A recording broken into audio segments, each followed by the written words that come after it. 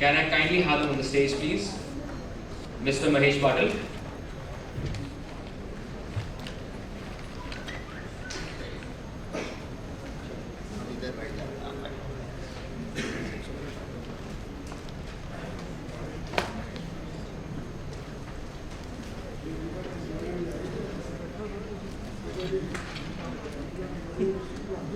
Sh.Bhaskar Chaterjee, Secretary General of Indian Steel Association and former DG and CEO IICA.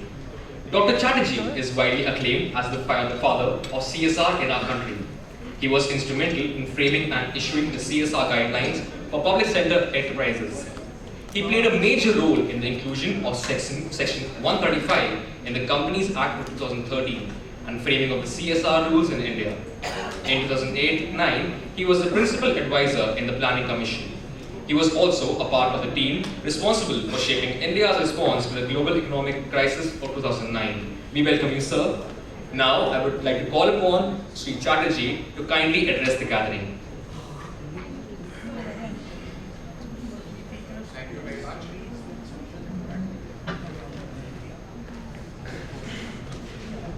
As you all know, this particular session is directed towards the challenges and opportunities for steel and the coal industry in a circular economy.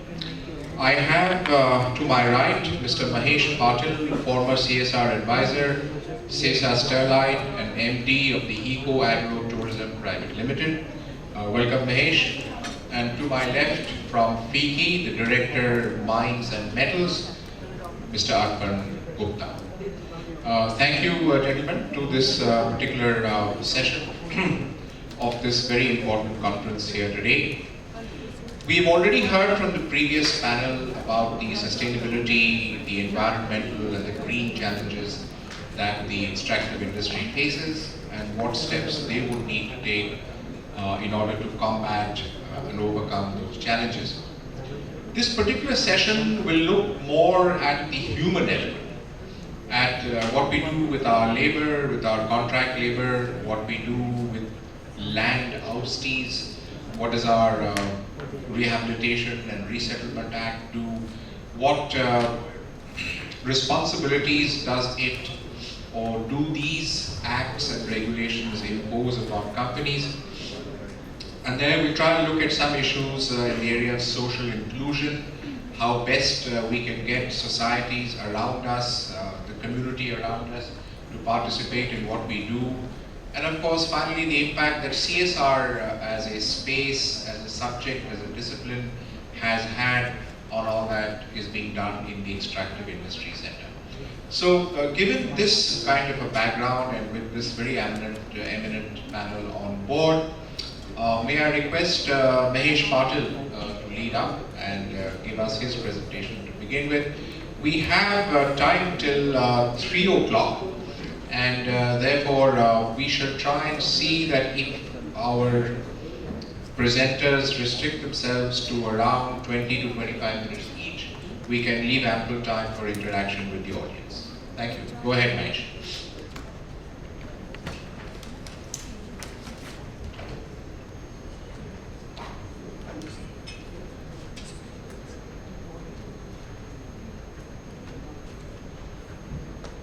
Good afternoon.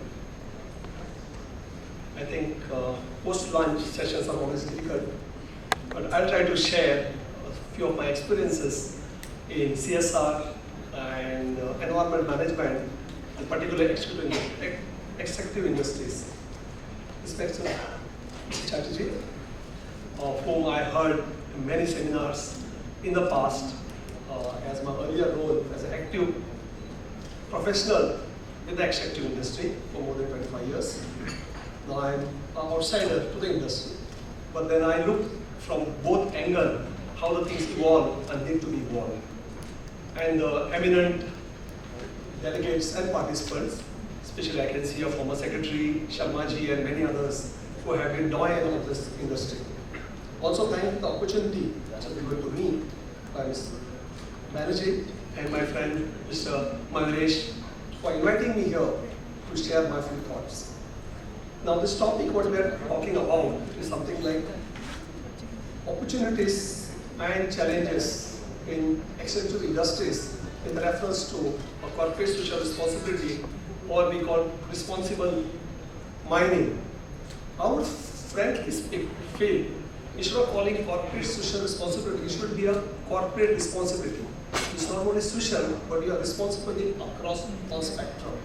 You do your business in the right way, you pay taxes. As Mr. Chaterjee said in the opening remarks, how you treat your contractors, how you have labor laws, how you do all business, and that is a corporate responsibility. So maybe there's some set of social responsibility, environmental responsibility, and many other issues. Without going ado, let's look at how the mineral sector has been evolving in India. I just have a report, and I was just going through. If you look at the mineral-rich states in India, which normally we say Karnataka, Rajasthan, Orissa, Madhya Pradesh, Chhattisgarh, now Jharkhand, and maybe Goa a little bit. But in that, if you see the district where the mining happens very actively and generating large amount of money, is like Keonjhar in Odisha, Bellary in Karnataka, Gulbarga again in Karnataka, Koraput in Odisha, Jaipur, Jamshedpur in Odisha, Bhilwara in Rajasthan, or Kudlur in Tamil Nadu, to name few. You see, a lot of minerals are deposits are there, a lot of activity happens. But if you say human development index is very, very low. So when we are talking about corporate social responsibility or overall sustainability of the sector, we need to look clearly into this. And here the mining has not happened yesterday. It's going for last maybe 4 decades, 5 decades, 6 decades. So what's wrong? Something has been wrong. We have been having policy, which I have said, like EIA impact assessment was not there earlier, it came into. We had a clause like having full environmental impact assessment. Later then the public hearing, public consultation, so we get the public. But however, I don't think there is a much change. Why? Is it, some books said, it is a curse of the resource? So they say, you have a lot of resource and all these companies or entrepreneurs have come. And because there is a resource, there is a curse. Or is a rich land inhabited by the poor people. But these lands are rich, there are a lot of money there, coal mining or whatever you call it. So we need to look at it really interestingly. Today morning, the opening comments by our minister also said, 2% CSR, or what we want to spend. We need to look beyond. Similar was we expressed by eminent panelists in the morning hours. I also feel so, having seen this in quite large this state of India, as well as partly I work also in Africa, so Western Africa. And there was some learning is happening, what I saw, in terms of policy changes. Now, again, the extractive industry is more different or more critical because it's not like other industries. Because you have boundaries, you have factory, but the impact is limited. Because we must appreciate that our extractive industry impact is much larger. Not only that we destroyed land, only also biodiversity was touched upon. I will not go in detail, but just sum up. Biodiversity are major issues, which we remove. And then it's a fact that unless this extractive industry develops, nation cannot develop. It's a building block for the society. That's also a fact. So how do we have a balance? I'll cite you 2 examples, like how the things have changed. And then again a concurrent economy, I think the circular economy what we're talking about. Now you said the normal economy is a mud, make, use and dispose. That is what your normal economy you mean. But you try to get the resources, make use of maximum, and what are the ways to dispose. And you analyze everything in the economic parameter. Now, what is a circular economy you say? You want to get that economy running. So you use large amount of economic benefit in the surrounding community. So once the main activity of mining ceases, the social fabric doesn't destroy, or the economic activity doesn't go down. Either it improves or at least remains the same. But quite often you see, where the mining towns, Kolar Goldfield is a classic example, the busting town of mine, when the mine was over, they call it a ghost town. Because all workshops, towns goes down, because all economic activity is reduced. I think learning from them, and this I was hearing for last 10 years, Kolar Goldfield. But again we got example right in 2012, when Honorable Supreme Court banned mining operation in Karnataka. The mines, the towns, the economy, which was again, got a lot of failure because of China demand, especially on iron ore. We have seen the economic activity in district as well as the states of iron ore, like Karnataka, Goa, Orissa, Barbil, Keonjhar. And fortunately, that impact was not so much there. Post China, now demand has reduced, the economy has gone down. But there was sudden impact when we felt in Karnataka, and I am from Goa, so I have seen from 2012 till 2014 the mining started. What was the impact? Entire economy went down. So have we looked very closely at the economy which has to survive, which has to degenerate and should continue? I think that is what we need to look at it. And that is most important, because in the extractive industry, not only we give this economic, one side you get the artificial economic gain, I'll say, because that you are the life of the mine, 10 years, 15 years, 20 years, or 30 years. At the same time, we destroy the livelihood, because in a mine of 60 or 100 hectares, the impact is at least double or thrice. You have a huge land of dumping, so you lose a grazing land, you lose a forest, you lose water regime, and many other impacts. So local people who are dependent on these natural resources for their economy also lose. There's a temporary shift in economy. But I've seen people want to become a truck driver, people want to become a mining contractor, and suddenly there is shift because there is an immediate large economic gain. But as it is sustainable, it doesn't happen. So in my opinion, when the project starts, I think in our Indian context, we have our EIA, Environmental Impact Assessment. It has to be ESI, Environmental and Social Impact Assessment. Because social aspects is very, very important, including rehabilitation of houses, which is a large subject by itself, and I wouldn't go in this short period of time. But however, that is most critical. If you go to IFC guidelines, International Finance Corporation, you have to prepare EIA as per ESI guidelines in the environment and social. We have been concentrating on environmental aspects. But social is not given so much consideration. But ultimately, it's social which is more important, which also depends on environmental aspects. And that is what will make extractive industry a long-term sustainable. And then we want to develop, as I've taken the name of the districts, you see, large forest population in same areas, you have a large amount of tribal population in these areas, and human development index is very, very low. Even within those states, these districts are lower half, maybe third, fourth, fifth, one. This we need to ponder upon. And then I don't think only it's a government which can do, it's also more responsibility on operators or the mine operators is most important. Because ultimately, what I have seen in 2012, whatever the reason, the industry closed because of Honorable Supreme Court, and then impact was both sides. The companies don't make money. Business went down. Need to look up. I'll to share two examples how one can do it. University of Agriculture Sciences, Harvard, did a beautiful project in Karnataka. It's called Aayog. We are also supposed to talk on the, what are the prospective solutions? Aayog is alternative livelihood opportunities for the mining people. So when you look at the EIA part, you do EIA, you do social impact assessment. However, because the mining life will be depend upon their reserves, 15, 20, 25 years. But don't transfer these people because they don't have technical skill. Maximum will become driver or a small petty contractors. In the process, you lose your traditional knowledge of agriculture, whatever they're good at it. So invest for that circular economy, what I'm saying. Don't look at the CSR per se, 2%. Work out that cost, and that should be part of your project cost.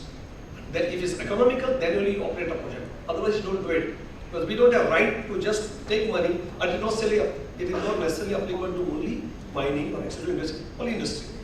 But mining more important, as I said, because direct community which are surrounding your project gets affected.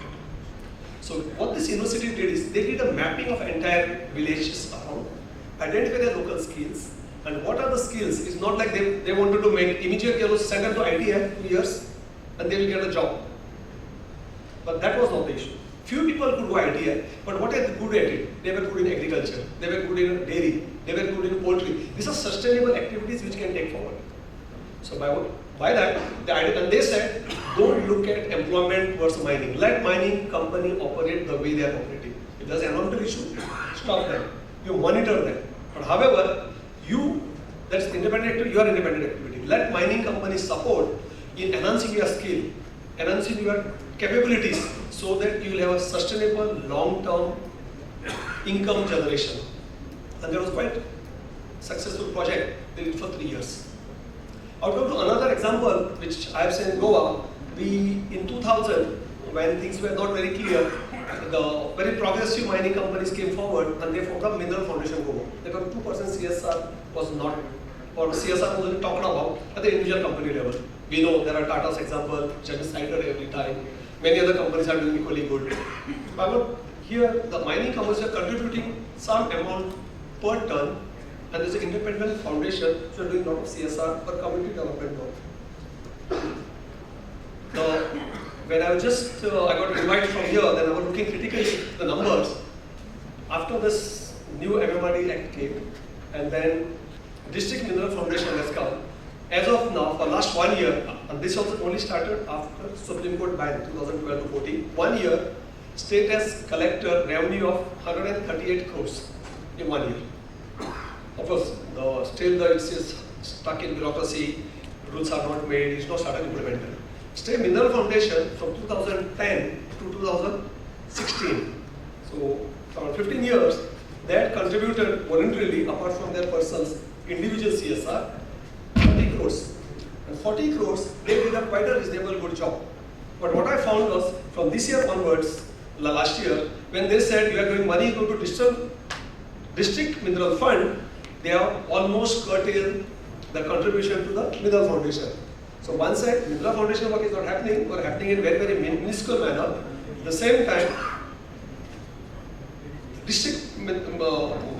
mineral district fund, you got 155 crores are lying there. Community is not getting anything.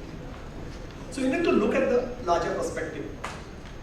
So I wouldn't, speak at more detail, but then just my thought is to make it sustainability, and especially for extractive industry, one need to be really change the thought process. We do not look the environmental clearance is only a license to license to get it from ministry and frame it. Like you got a trade license, you have to pay the fee, take the license, frame it and put it on the board. I think unfortunately that's been happening.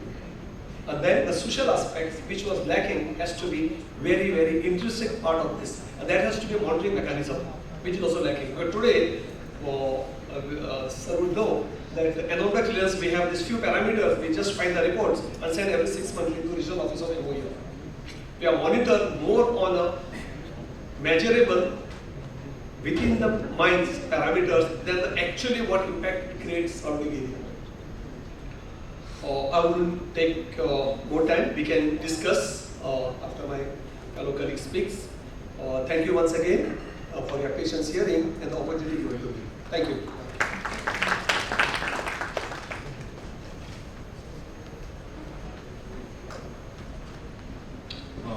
Just to take this, no, I don't need it now. We could take this discussion forward on a few of the items that he just spoke about. When you talk of the district mineral fund and whatever state mineral fund, the companies which are the mining companies which contribute to this district mineral fund, do they treat it as their CSR? I don't need you, thanks. Yeah.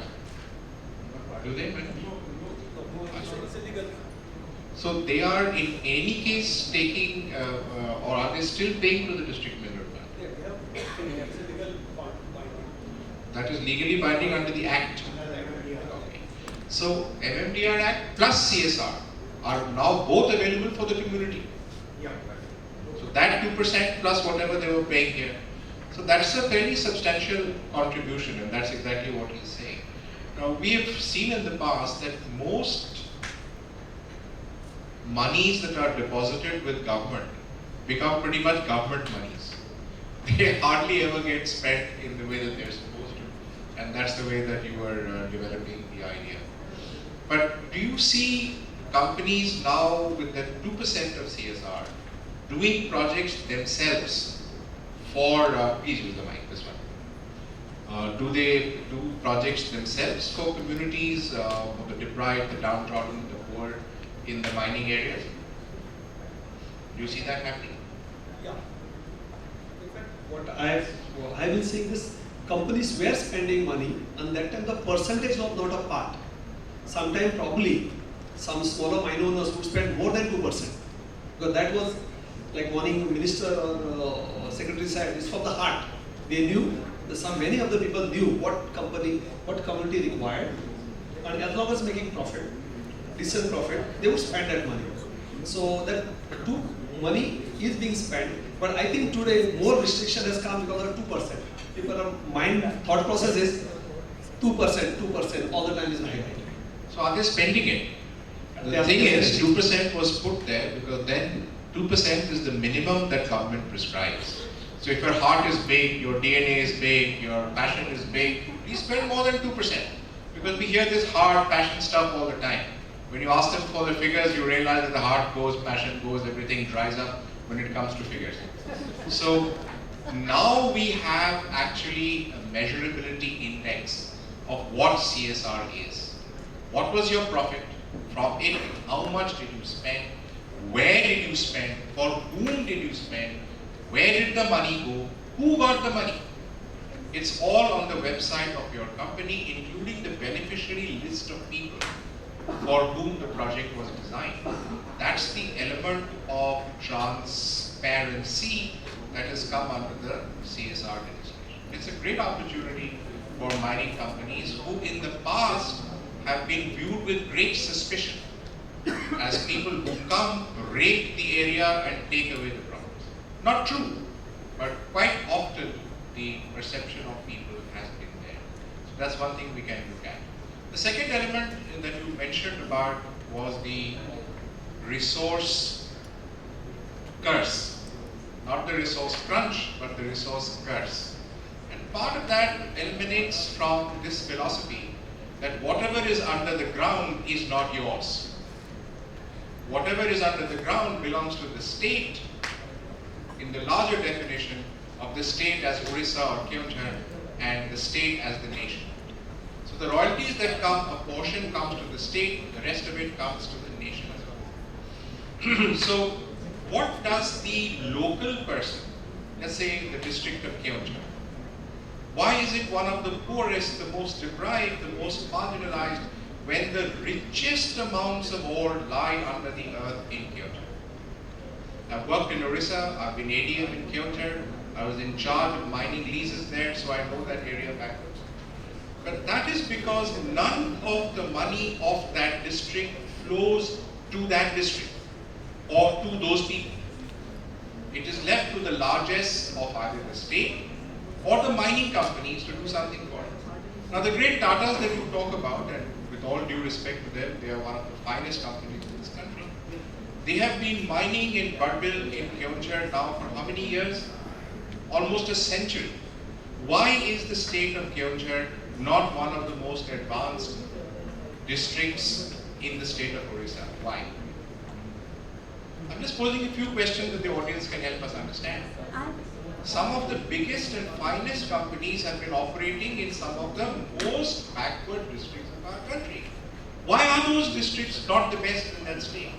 Why couldn't Tata say, we will make Keonjhar the best district, small little district, very sparse population. Almost people by tribals who every day in the morning wake up, put the hand under the cot and just pat the matka. If it is hollow, they get up. If even few grains of rice are left, they go to sleep again. This is how the tribals operate in that district. Now why isn't that district the showpiece of Orissa? Why not? All the biggest mining companies, not only in India, but across the earth, even the Billitons have functioned there. Why isn't it the best? Now, these are the hard questions which nobody asks. And I thought today is a time when, now that I'm no longer in government, I can really pose them and really get there and say, why not? What the hell have we been doing all of this time? And to wake up this audience in the post-lunch session and say, hey guys, we got an issue here. Come on, let's talk about it. So there was this lady at the back. I'd love to hear her views. Come on. I'm Sunamika. Please get up, announce your name and do so. I'm Sunamika. I'm with the Public Health Give her a mic.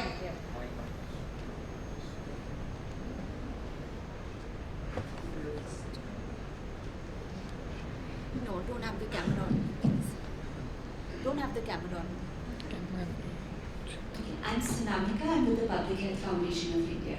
So since morning we've talked about economic development, environment effects, we've talked about the social fabric, we've talked about economic social responsibility and why the human index is low, we've talked about mining as a very important economic activity, which actually is the wealth of a nation, so to say. But what we really haven't touched upon is that it's the human beings who sustain the mining industry. So nobody ever, what we haven't really touched upon is that if you do not have a healthy community, if you do not have a healthy workforce, they would much rather just keep lying down and say what else to do.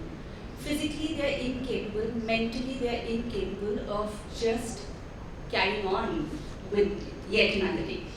A very elementary fact of, I think everybody goes through, we talk about our health and we talk about occupational health in corporates and how unhealthy it is to sit all day.